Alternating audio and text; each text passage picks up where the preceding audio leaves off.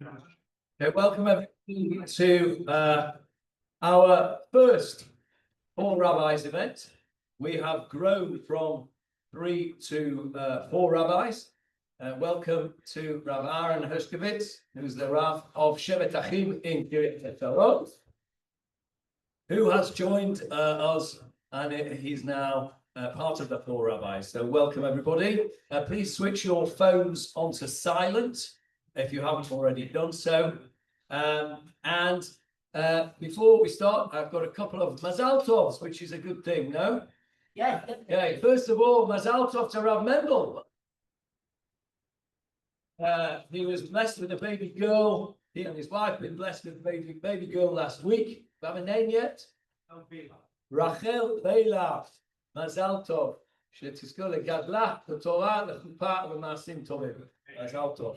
And we have a Mazal Tov for Esther and Joel Rick, who are celebrating their 4th anniversary of their Aliyah, and have kindly sponsored the refreshments in the honor of that Aliyah. Mazal Tov, you should be here in good health for many, many years. Okay, so the format tonight is each of the rabbis will speak for 20 minutes or so. The message is inspiration for Yamim Noraim. 4 very different approaches, I'm sure. We all have our own different styles and messages, which we hope to impart. After the second one, we'll have a little break for some refreshments, and then we'll go into the 3rd and 4th. So the running order is Rav Mendel is going to be first, Rav Stuart Weiss is going to be second, Rav Aaron will be 3rd, and I will bring up the rear last. So, Rav Mendel, Bakasha.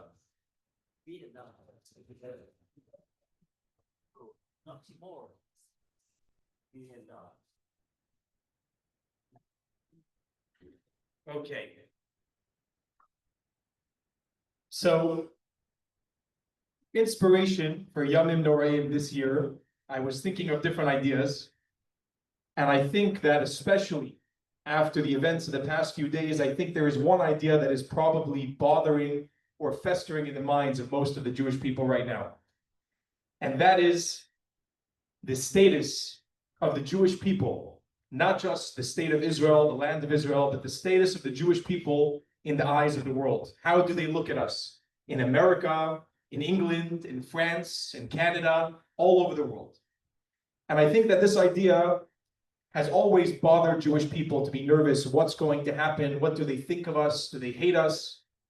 And it made me go to a topic that I was not so comfortable with. I usually like to say things that people like to hear. That's my personality. I like to smile. I like to say, okay, a rosy idea, something that everybody could agree with. I'm not sure if what I'm going to say now, everybody will agree with. So before I'm just giving that little statement before, this might not be something, and this also is a topic which is very sensitive, and I appreciate that, and that's why I'm giving this introduction, so that if anybody disagrees, you should know I understand. This is one perspective on this idea. So the topic that we named this is 3 steps to lasting peace. What can we do today to have peace? What can we do to just live in our land, to be Jewish, to be free, and to not be bothered by the world? What can we do? So I'll tell you a story. Step number 1 to lasting peace. This story is called To Keepa or Not to Keepa. There was a guy who was being interviewed on Wall Street, and it was for a very good position in a great company. And the night before, he was wrestling with this question because he wore a kippah every day. But I'm sure, as many of you have experienced in your businesses or careers, to wear a kippah is a big statement. You know, you look a little bit ultra zealot, even if you're not the most observant guy in the world, you don't consider yourself Haredi. People see a kippah and they say, okay, this guy is a little bit of a religious nut. That's what people think. So you show up to a new job interview and you're wearing a kippah, it's a massive statement. So the night before, this guy decides to ask his wife. He said his wife is much wiser than him in these things. So she said to him, is it a strong value of yours to wear the kippah? Do you feel like it's a part of who you are? He says, absolutely. You know me. I always wear my kippah. So she says, don't you think if you're going to work somewhere that maybe it makes sense that you should let them know who you are day one instead of working somewhere for years? Do you have to hide who you are? Wouldn't you think that makes sense? He said, yeah. So he goes to the interview. Still the whole time he's sweating bullets, messing with the kippah. He put on his smallest one, so it looks like a little gefilte fish, you know those ones. And he said, "Okay, I'll go, and it will be, whatever it is." He sits down. The guy who's interviewing him says, "I want to ask you a question to start off. Tell me your values. What are your 4 main values that you live with in life?" So again, he had a moment where he thought to himself, "I'm working on Wall Street. I should probably say number 1 is success. Money, work, I got to say I'm dedicated to my job. I just want to be a shark." But he said, it's not true. So he said, you know what? Let me try the truth.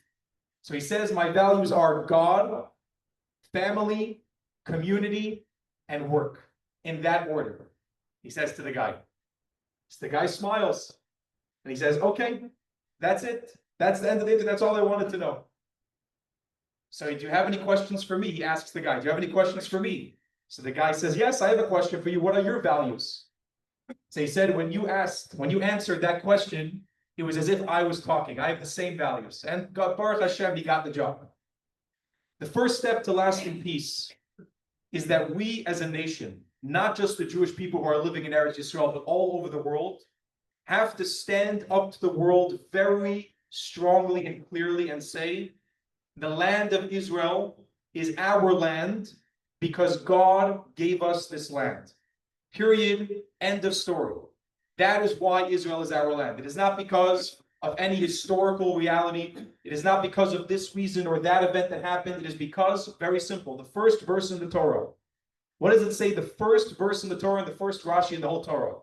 It says, Bereshis bara Elokim es hashamayim v'sa'aretz. God created the heavens and the earth. Now, Rashi comes along and asks a very good question. The Torah is not supposed to be a historical book. I don't need the Torah to tell me that God created the world. Seemingly, the Torah should have started with the first mitzvah. So why did God make it that the Torah started with the creation of the world? Bereshit bara Elokim es hashamayim v'sa'aretz. Because Rashi says, there's going to be a time that the nations of the world are going to tell you that this is not your land. You don't have a right to this land. You guys are committing genocide. This is an apartheid state. This is not your land. You can't be here. So Rashi says, tell them, there is a God, Yesh Balabai Labirazu. There is a God, there is a creator to this world, and the one who created this world designated this land as our land. There is no stealing. That is the only being in the entire world that can actually give something, not the UN or any other organization. God decided that this land belongs to the Jewish people, and therefore it belongs to the Jewish people. And why is it so important to say this loud and proud? Because when we don't, we are weak. We come off as weak. Right when we start bickering and squabbling this way, that way, automatically people say your argument is weak, and we can push you and we can pressure you, and you'll give in. I'll tell you another story. There's a very famous rabbi in Russia. His name is Rabbi Berel Lazar. Berel Lazar started off as a not the biggest rabbi in the world. Let's put it that way. When he went, he was a very small person physically. He had a little waspy beard. He wasn't the best speaker. He wasn't so charismatic, but he was a very strong person. He was like built sort of for Russia when he went there. And after he built up his career, so to speak, and he became the chief rabbi, he was invited to meet with Putin in the Kremlin. And this actually happened quite often. But the problem was that the time of that meeting was Erev Shabbat Hanukkah in the winter. Now, he realized that the time of the meeting, and what usually happened when a rabbi like that was called to meet Putin, is that, let's say it was called for 12 o'clock, that really meant it could be 1, 2, 3, and you can't say a word, right? You sit there like a tattler and you wait to be called when Putin's ready to speak to you. And he knew that Shabbat was going to come in. And Erev Shabbat Hanukkah in Russia comes in very early in the winter there. So he asked the one who invited him, the minister of religion, he said, is it possible, with all due respect, that we can move the meeting to the next week? Sunday, Monday, Tuesday, I can make any day happen. Friday is a bit of a challenging day for me. So he says, I'll check. You know what? I understand. I want to be respectful to you. I know you have the Sabbath. I'll check. He checks and he says, no. You're going to meet with Putin 12 p.m. Friday this time. Done. Confirmed. Like that. So he goes. He's sitting there. And sure enough, from inside Putin's office, he starts hearing raised voices. And the meeting starts getting longer and longer. His meeting is getting later and later. And finally, by the time he's called in, he meets with Putin. It was a very short meeting for something official and technical. When he left, he realized that Shabbat was coming in very soon. What did he get nervous about? He said, you know what? He lives an hour and a half walk from the Kremlin. Hour and a half. He was still a relatively young guy. The Russian winter is pretty tough, but he said, you know what? That's not so bad. But I have to light the menorah, right? I can't miss a day of Hanukkah. You only get 8 days the whole year. I got to light the menorah. So he goes to the minister of religion and he says to him, is it possible that you have a menorah inside the Kremlin? He says, no, we don't have a menorah. So he says, okay, do you have 8 candles that I can light? I think you need, I don't know what night it was, maybe the 4th or 5th night. I need 5 candles to light. He says, that we can do, no problem. He says, okay, also my custom is it needs to be in the doorway. Some people do it in the entrance, this and that. Okay, fine, we could do that. I need a table, it needs to be this height, a certain height, and that's the way. So they get him everything that he needs. He lights the menorah. Shabbat starts, and he goes, and he says, thank you, and he starts walking home. As he's walking home, he looks in the thick Russian winter, and he sees a man walking towards him. He's about to meet with him. And he looks and he sees that it's the minister of religion. So he says to him, what are you doing? He says, Rabbi, I feel so terrible that we had to push you to come today, and you know it was for reasons that I couldn't push off the appointment, that I feel like I have to walk with you home. And I'll walk you home. He says, listen, you probably think I live because I started walking, maybe like a 15-minute walk or a 20-minute walk. This is going to be an hour and a half walk. He says, Rabbi, I'm going to walk with you. And they walk and they have a whole discussion. And during this walk, Rabbi Lazar turns to him and he says, I want to ask you a question. You chose for the official government Russian position of chief rabbi, you chose an Orthodox rabbi with a beard. And I know that you guys do your research. You didn't just make a random choice. You know that Orthodox Jews, especially ultra-Orthodox Jews, have so many different mishikas and different things that they do and different things that they need. And they're so intensely Jewish, it probably will cause you issues like this today, where I have to light the menorah. You probably think I'm a crazy person.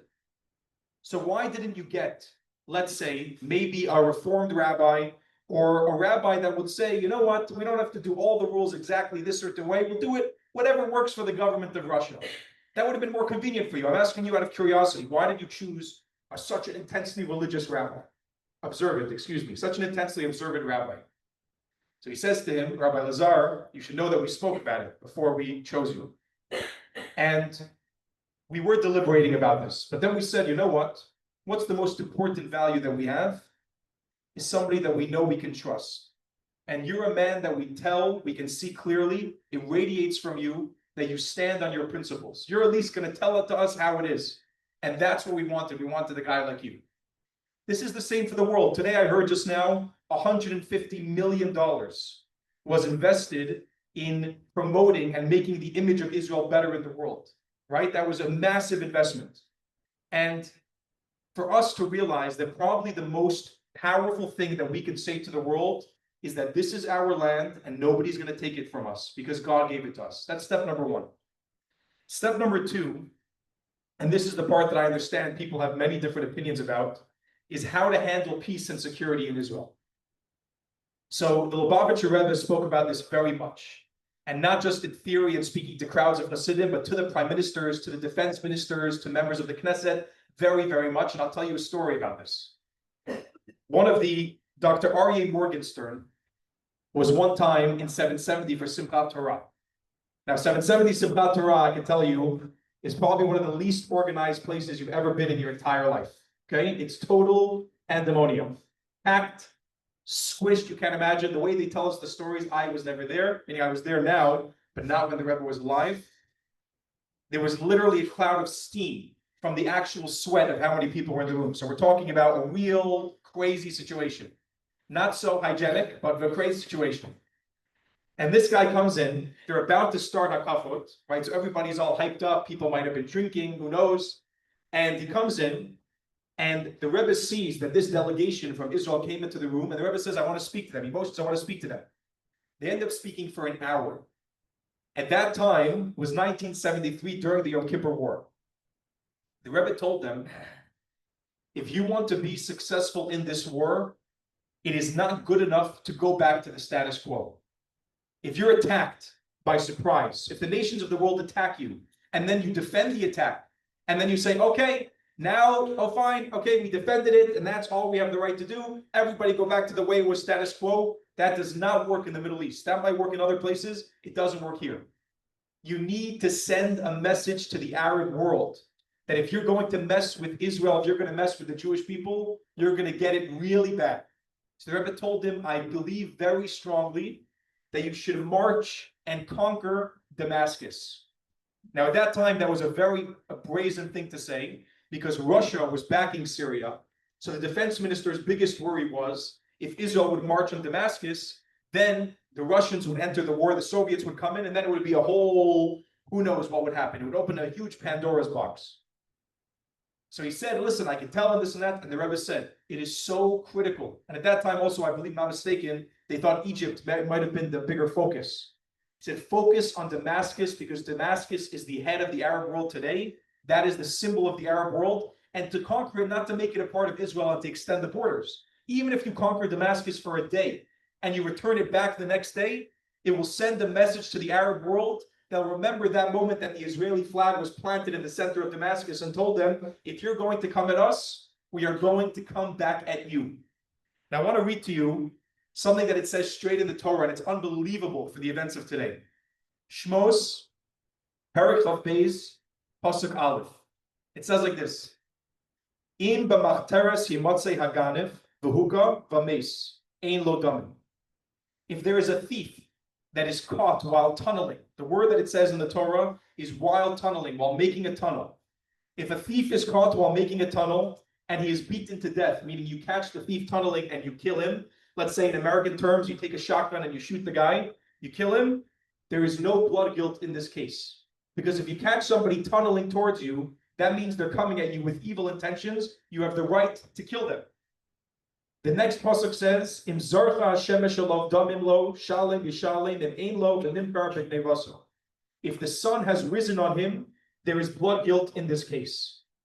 He must pay restitution, and if he lacks the means, he shall be sold for his theft. It says in the Gemara in Sanhedrin, what does it mean if the sun shines on him? It says, "V'chi hashemesh olav bilvad zarcha ela im boru lo hadavar kashemesh she'ein lo shalom imka hargu." If it is as clear to you as the sun shining that the person is coming at you and has evil intentions to kill you, you must kill him first. This is the Torah perspective. Sometimes I'll tell you there's a big misconception that I feel like today has been built off of just really our own mistakes and strife and really a lot of misconceptions, that it's become people that are really Torah people, just sit in yeshiva the whole day, they don't care about self-defense, they're weak, and that's what they want. And the real people who want to actually fight are not Torah people. The Torah is very clear when it comes to self-defense. If there is someone rising against you that wants to kill you, that is the intent to kill you, you are obligated to go and defend yourself proactively, not to wait until they actually come in and kill you and then you say, oh my gosh, we probably should have done something about it before then. To say that we are going to actively defend ourselves. Over here, the Rebbe was very clear. There's something called credible deterrence. What's credible deterrence?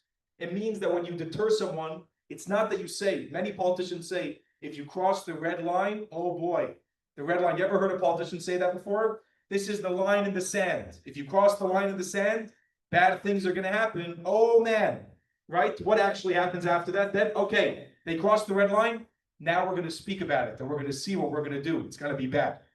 Nothing ever happens. To actually take action and do something about it. And personally, and I'm sure people have different opinions about this as well, the attack in Qatar was a tremendous, tremendous moment by Israel. Meaning, historically speaking, you're talking about attacking a country like Qatar, even though it's to take out the leaders of Hamas. That's a very, very bold move by the Israeli government. Even if you just saw MBS, who's the head of, what's his name, Mohammed bin Salman, if I'm not pronouncing his name correctly, but Mohammed bin Salman from Saudi Arabia, he just now today, just a few minutes ago, said that the Arab world has to respond to this attack, this brazen attack. And Israel probably knew, but Israel was sending a message. Hamas, you're going to attack our people, you're going to tunnel into our land, you're going to come and kidnap and murder and rape our people. We will find you wherever you are and we will hunt you down. There's no place that you're safe. And by the way, from the news now, it seems to be that the attack might have failed. It seems to be that the people weren't killed, but that's still not a failure.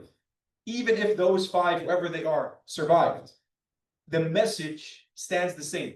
The fact that Israel went and sent in 10 fighter jets into Qatar, it's sent to all Hamasniks or whoever it is in the world that wants to attack the Jewish people. You are unsafe. You didn't get away with it. We will find you and we will take you out. So that's number 2, is to defend ourselves with strength, with clarity, with activity, being proactive, not waiting just to defend ourselves, but being strong and defending ourselves with strength always. Make sure I'm not going over time over here. Okay, 2 minutes. And I want to end off with this. This is the third point. Point number 1 is we stand up to the world and we say Israel was given to us by God and therefore it's ours, period, end of story.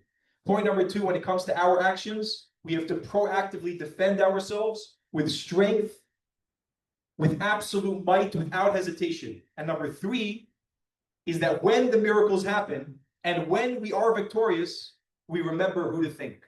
Sometimes it happens in a lot of these wars that during the war, while the sirens are blaring, I'm sure all of us experienced this when it came to Iran.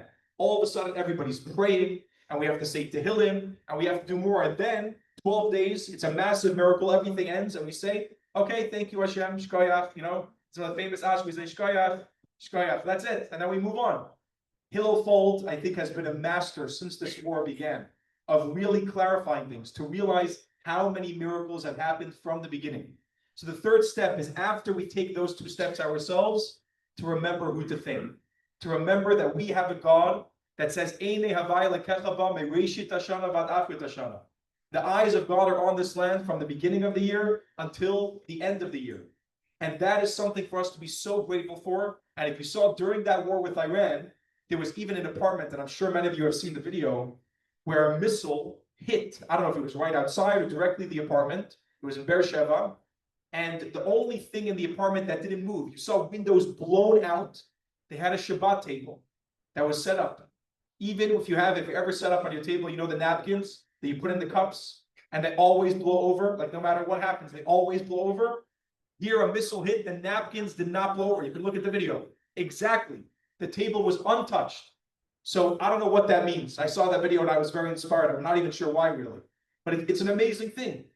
During these wars, everything that's happened with Iran, with Syria, with Lebanon, with Nasrallah, with Hezbollah, with all this news since the war started, for us to be able to come to the Yamim Noraim and say, thank you, Hashem, not just for the miracles that we know about, but probably for the thousands, tens of thousands more that we have no idea that are happening.